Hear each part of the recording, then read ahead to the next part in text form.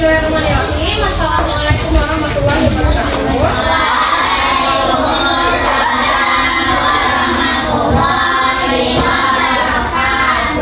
Oke, seperti biasa, sebelum kita lanjut ke kegiatannya, boleh silakan pemimpin doa.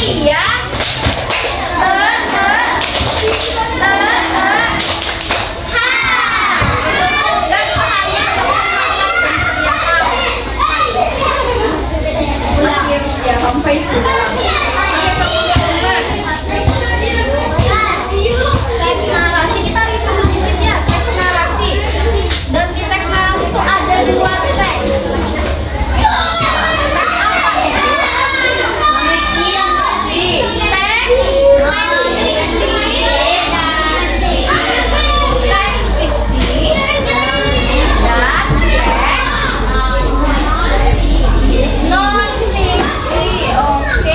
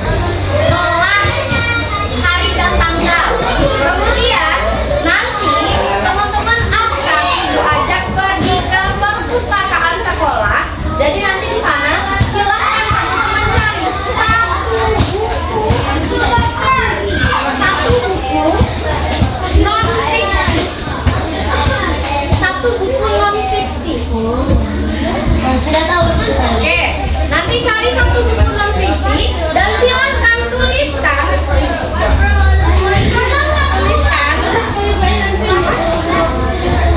Ya, tuliskan informasi penting apa yang kita dapat dari buku itu. Informasi penting kan mau dari awal cerita.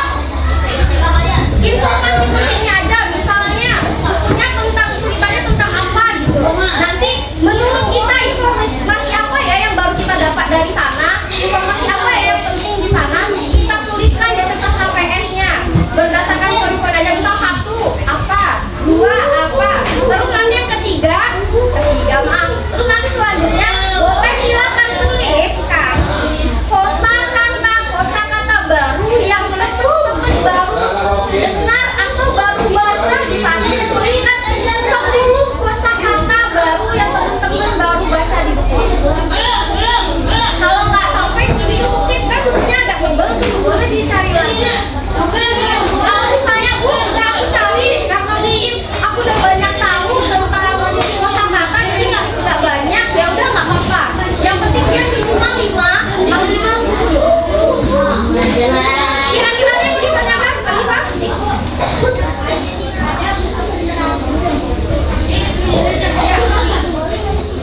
Ya, ada tentang dinosaurus. Habis itu